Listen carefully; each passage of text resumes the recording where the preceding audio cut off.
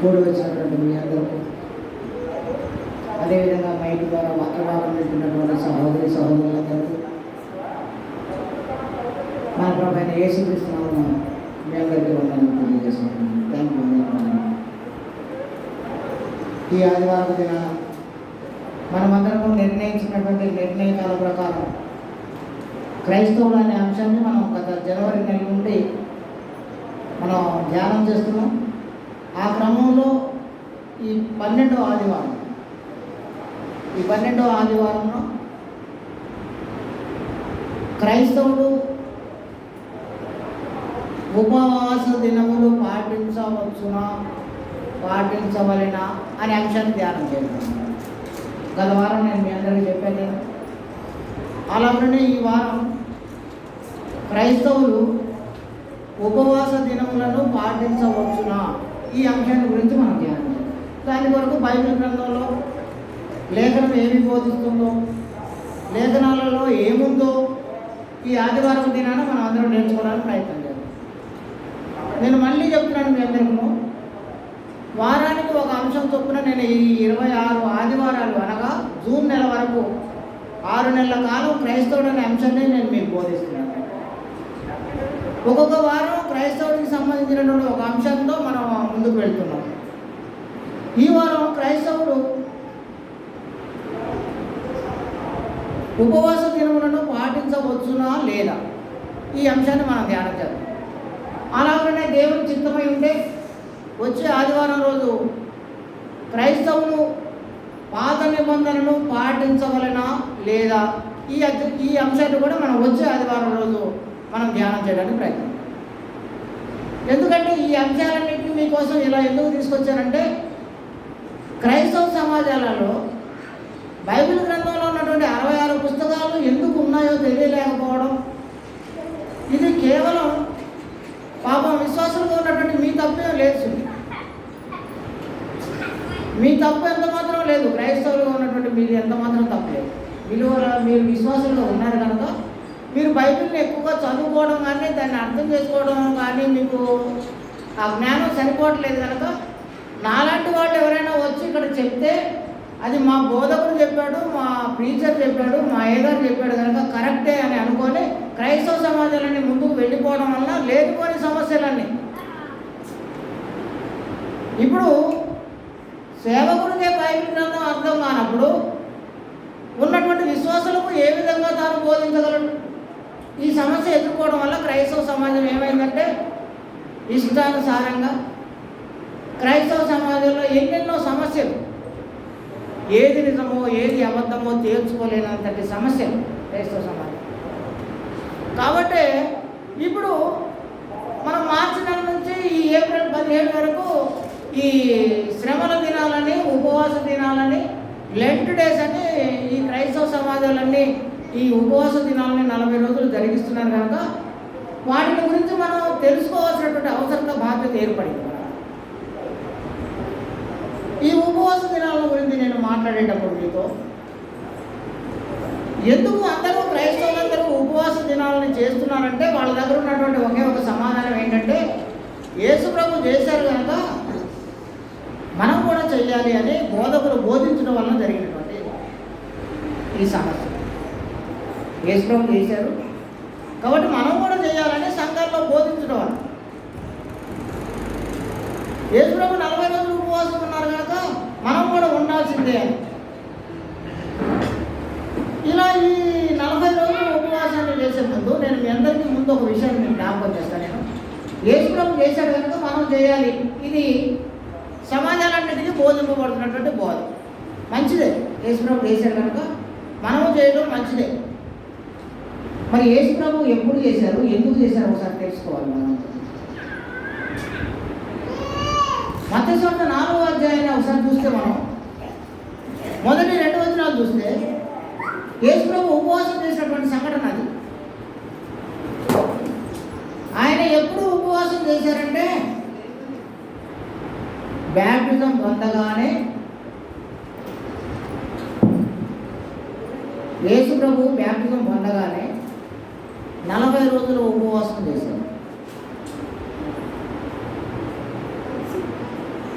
3వ అధ్యాయం చివరిలో వచ్చేసినాక యేసుప్రభు బాప్టిజం పొందిన సంఘటన చూస్తాం.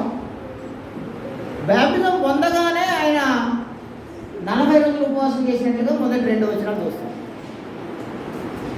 మరి ఆ తరువాత యేసుప్రభు 3.5 సంవత్సరాలు సేవా జీవితాన్ని జరిగించాడు. 3.5 సంవత్సరాలు సేవ చేశాడు. తర్వాత యేసుప్రభు 40 రోజులు ఉపవాసం చేసిన తర్వాత 3.5 సంవత్సరాలు సేవ చేశారు. ఆ తర్వాతనే ఆయన శిలువ మీద చనిపోయి సమాధిలో పెట్టబడి తిరిగి 3వ దినాన లేపబడ్డారు. మరి ఇప్పుడు ఈ సమాజాలన్నీ యేసుప్రభు చేశాడు కాబట్టి మనము చేద్దామని మొదలుపెట్టారు. ఈ క్రైస్తవ సమాజాలన్నీ ఉపవాసాలు మొదలుపెట్టి ఏం చేస్తున్నారో తెలుసా? చివరికి యేసుప్రభుని చంపేస్తున్నారు, సమాధిలో పెట్టేస్తున్నారు. తిరిగి 3వ రోజు లేపుతున్నారు. అమ్మాయి 40 రోజులు ఉపవాసం అయిపోయింది అంటున్నారు. మరి మధ్యలో 3.5 సంవత్సరాలు ఏమైపోయాయి? యేసుప్రభు చేసినట్టు మనం చేయాలని మనం అనుకుంటే మంచిదే, కానీ మరి ఆయన చేసినట్టు మనం చేయాలి కదా. ఆయన ఉపవాసం చేసినాక 3.5 సంవత్సరాలు సర్వీస్ చేసినటువంటి ఆయన ఆ తర్వాత కదా చనిపోయింది, తర్వాత కదా సిలువ వేయబడింది. ఆయన సమాధిలో పెట్టబడిన తర్వాత దేవుడు 3వ దినాన కదా లేపబడింది. మరి ఇవన్నీ మనం ఇలా బైబిల్ గ్రంథంలో ఇలా ఉన్నప్పుడు ఈ సమాజాలన్నీ ఏం చేస్తున్నాయంటే ఉపవాసాన్ని మొదలుపెట్టి ఆయన చంపేసి గుడ్ ఫ్రైడే అన్నారు, ఆయన తిరిగి లేపి ఈస్టర్ అన్నారు. 40 రోజులు ఉపవాసాలు అయిపోయాయి. మరి ఇప్పుడు ఇది వాక్యానుసారంగా జరుగుతున్నదా, లేకుంటే ఇంకేదన్నా ఆచారాలు, వ్యవహారాలు, పద్ధతుల వలన మనుషులు నిర్ణయించుకున్నటువంటి నిర్ణయాల ప్రకారం జరుగుతున్నాయా? మనం తేల్చేసుకోవాలి వీటన్ని. ఇది ఇలా జరుగుతుంటే గుడ్ ఫ్రైడే వచ్చేసింది. ఈ గుడ్ ఫ్రైడే వచ్చినప్పుడు ఏంటంటే చాలామంది సమాజంలో వారు, సంఘముల వారు ఏం చేస్తున్నారంటే రోడ్డు మీద సిలువ మార్గము అని ఒకటి చేశారు. ఈ సిలువ మార్గంలో ఏం చేస్తారంటే వీళ్ళంతా అక్కడ ఉన్నటువంటి బోధకుడు, ఒక ప్రీచర్, అయ్యగారు ఎవరైతే ఉంటారో ఆ అయ్యగారు సిలువ మోస్తూ ఉంటారు. ఆ సిలువని ఎలా తయారు చేస్తున్నారంటే కొంతమంది అట్టపెట్టెలతో తయారు చేస్తున్నారు, తేలికైనటువంటి చెక్కతో చేస్తున్నారు కొంతమంది, అలా కాకుండా సర్వి కడ్డీలతో చేస్తున్నారు కొంతమంది. ఏదో విధంగా లైట్ వెయిట్ ఉండేలాగా చేసి అందరు కలిసి దాన్ని మోస్తూ ఉన్నారు. అయ్యగారు మోస్తుంటే వెనకుండి ఒక 2 భటులు వేషం వేసి వాళ్ళిద్దరికి నల్ల డ్రెస్ వేసి దానికి వాళ్ళకు చేతుల్లో కొరడాలు లాంటివి ఇచ్చి వెనకబడి పాటలు పాడుకుంటే వెళ్తారు. ఏమిటి అని నాలాంటి వాడు ఎవరైనా ప్రశ్నిస్తే, నువ్వు ఇంత పెద్ద అయ్యగారు కదా, నువ్వు ఇంత పెద్ద బోధకుడు కదా, నీకు తెలియదా ఇది అని ఎదురు నన్ను ప్రశ్నిస్తున్నాను. నేను సర్వీసులు వచ్చిన కొత్తలో ఎదుర్కొన్నటువంటి సంఘటన ఇదే. 2007వ సంవత్సరంలో నేను వైరాలో మేము అక్కడ ఉండడానికి వెళ్ళినప్పుడు అక్కడ గుడ్ ఫ్రైడే రోజు ఇదే జరుగుతుంటే నేను వెళ్ళి అక్కడ నిలబడి చూసి ఆ వాళ్ళలో ఉన్నటువంటి ఆ సమూహంలో ఉన్నటువంటి ఒక విశ్వాసిని బయటికి చేయబట్టి గుంజి ఆయన అడిగాను, నేను ఏమిటి ఇది అని. ఎందుకంటే అతను నాకు బాగా తెలుసు కాబట్టి.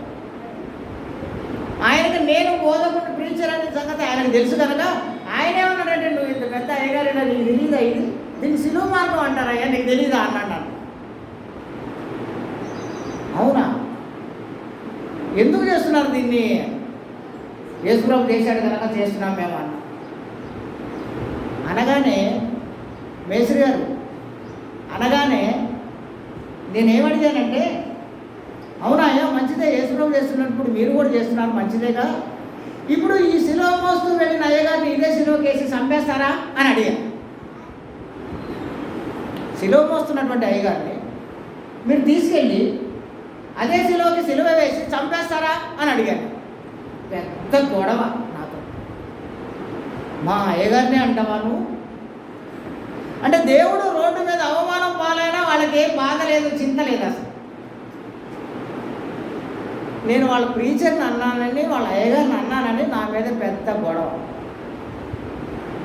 నిజమే కదా, మరి యేసుప్రభు సిలువ మోస్తూ వెళ్ళినప్పుడు ఆ సిలువకు యేసుప్రభుని సిలువ వేశారా లేదా?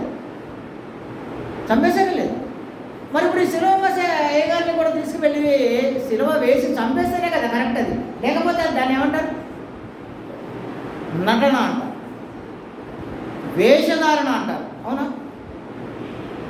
యేసుప్రభు చేసింది రియల్, నిజం. అది మరి వీళ్ళు చేసేది ఏమంటారు? దీన్ని వేషధారణ. యేసుప్రభు నిజంగానే కొనడంతో కొడితే ఇక్కడ నల్ల డ్రెస్సులు వేసుకొని ఏదో యాక్షన్ చేస్తుంటారు. ఇలాంటి వాళ్ళందరూ ఇలా జరిగిస్తున్నప్పుడు వీళ్ళందరిని గురించి యేసుప్రభు యెషయా గ్రంథంలో చెప్పబడినటువంటి మాటల గురించి ఉండండి ఇక్కడ చెప్తున్నారు. ఇప్పుడు ఒకసారి వెళ్ళిపోదాం వాక్య భాగంలోకి. మత్తయి సువార్త 15వ అధ్యాయం. మత్తయి సువార్త 15వ అధ్యాయం చూసేద్దాం. ఇప్పుడు మనం యేసుప్రభు ఏమంటున్నారో చూస్తాను. మత్తయి సువార్త 15వ అధ్యాయం 7 నుంచి 9 వరకు గల వాక్య భాగాన్ని చూస్తాను. మత్తయి సువార్త 15వ అధ్యాయము 7 నుంచి 9 చదువురా. ఏమంటున్నారా? వేషధారులారా అన్నాడు. వేషధారులారా అంటే ఏంటో తెలుసా మీకు? ఇప్పటిదాకా మనం అనుకున్నది అదే. యేసుప్రభు చేసింది నిజం, అది రియల్. ఇప్పుడు రోడ్ల మీద వీళ్ళు చేసేదంతా వేషధారణ. ఇప్పుడు అంటున్నారు యేసుప్రభు అక్కడ చెప్తున్నారు ఏంటంటే, వేషధారులారా, ఈ ప్రజలు తమ పెదవులతో నన్ను ఘనపరచుదురు కానీ వారి హృదయము నాకు దూరంగా ఉన్నది అని చెప్పాడు. ఈ ప్రజలందరూ పెదాలతో మాత్రం ఘనపరుస్తున్నారట ఆయన. ఈ పెదాలతో మాత్రమే ఘనపరుస్తున్నారట ఆయన. హృదయంలో మాత్రం ఆయనకు ప్లేస్ ఇవ్వలేదట.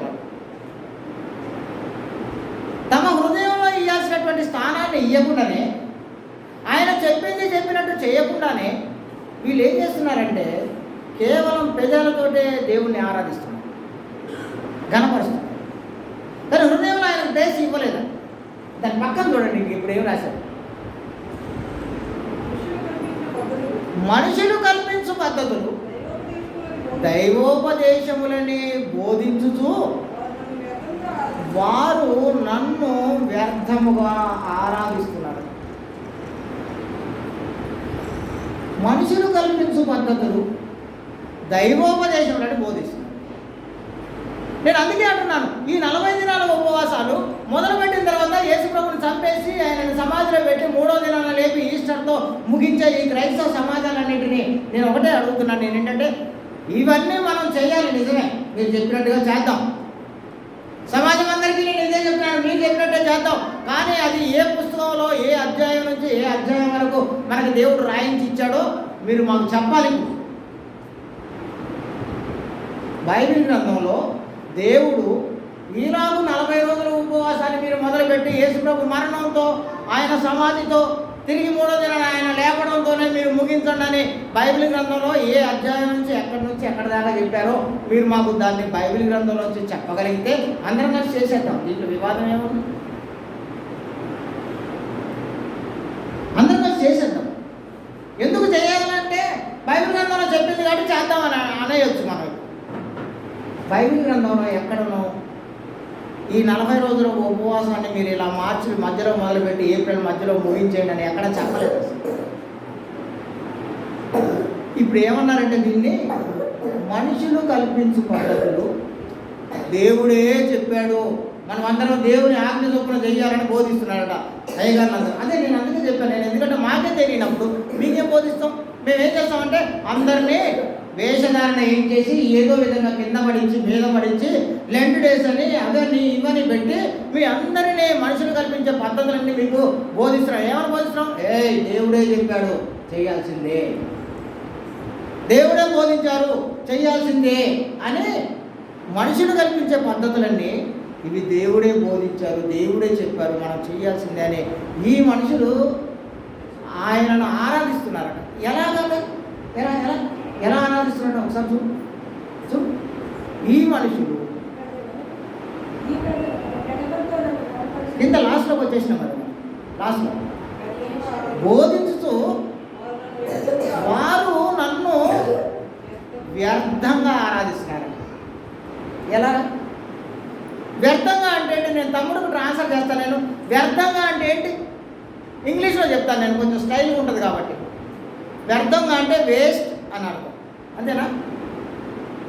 ఫూలిష్ అని అర్థం. దేవుని ఎలా ఆరాధిస్తున్నారంటే వీళ్ళు వేస్ట్గా పనికి మాలినదిగా ఆరాధిస్తున్నారట వీళ్ళంతా. ఏ విషయంలో? బైబిల్లో లేని విషయాలను మనుషులు కల్పించుకొని అవే దేవుడు చెప్పాడు, దేవుడు మనల్ని నడవమన్నారని చెప్పి బోధిస్తూ వీళ్ళు చేసే ఈ ఆరాధన నాకు చేరట్లేదు అన్నాడు దేవుడు. మీరందరూ వేస్ట్గా చేస్తున్నారు, వ్యర్థంగా మీరు నన్ను ఆరాధిస్తున్నారు అని. ఈ సంగతులన్నీ మీకు బోధించే ముందు, ఈ ఉపవాస దినాలను గురించి నేను ఆలోచించే ముందుగా నేను బైబిల్ గ్రంథంలో ప్రాముఖ్యం చాలా ఉన్నాయి, కొన్ని వందలు ఉన్నాయి సంఘటనలు, ఉపవాసం చేసినటువంటి సంఘటనలు. వాటన్నిటినీ ఈ అర్ధగంట 40 నిమిషాల్లో మనం చర్చ చేయడం కుదరదు కనుక ప్రాముఖ్యమైనటువంటి కొన్ని సంఘటనలు మాత్రం మీ దృష్టికి తీసుకొస్తాను నేను. ఉపవాసం చేసినటువంటి సంఘటనలు, ఉపవాసం చేసినటువంటి పెద్దలు, వాళ్ళు ఏ ఉద్దేశంతో ఉపవాసం చేశారో, ఉపవాసం చేయడం వల్ల వాళ్ళు దేనిని సాధించగలిగారో నేను ఒకసారి కొన్ని విషయాలు చూస్తాను నేను మీ మధ్యలో. ముందుగా మోషేను గురించి ఆలోచిస్తాను నేను. ఈ మోషే కొండ మీదకి దేవుడు రమ్మన్నప్పుడు వెళ్ళి ధర్మశాస్త్రమును అనగా 2 పలకల మీద ఇవ్వబడినటువంటి ఆ 10 ఆజ్ఞలు గల ఆ 2 పలకలను పైనుండి కిందికి మానవ సమాజానికి దేవుడు ఇచ్చినటువంటి ఆజ్ఞలను తీసుకురావడానికి వెళ్ళినప్పుడు 40 రోజులు అక్కడ ఉపవాసం ఉన్నారు కొండ మీద. 40 రోజులు ఉన్నారు. చూస్తున్నాను నేను ఒకసారి ద్వితీయోపదేశకాండము 9వ అధ్యాయం 9వ వచనం. ద్వితీయోపదేశకాండము 9వ అధ్యాయం 9వ వచనం చూస్తున్నాను నేను.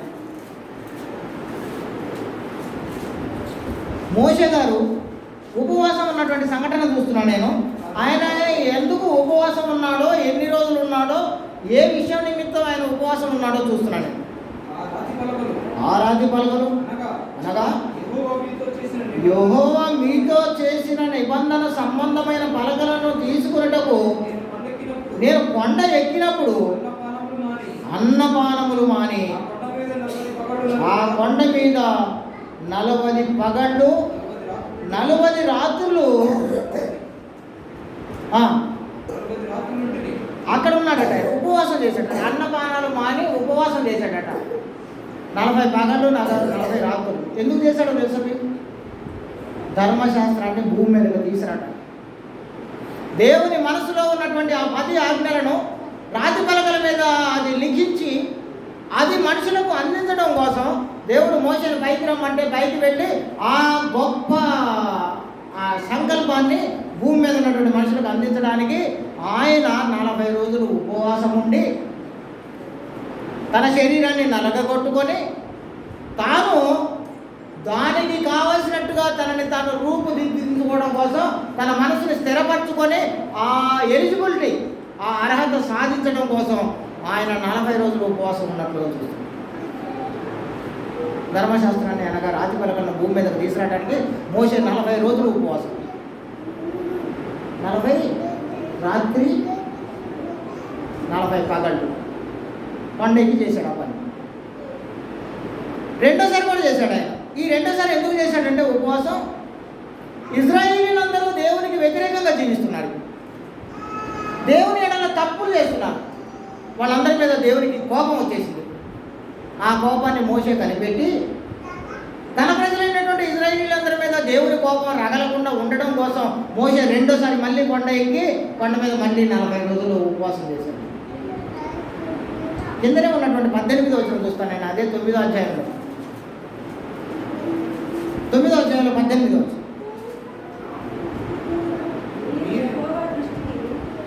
మీరు యెహోవా దృష్టికి ఆ చెడు నడత నడిచి చేసినటువంటి మీ సమస్త పాపముల వలన ఆయన కోపము పుట్టింపగా చూసి మునుపటి వలె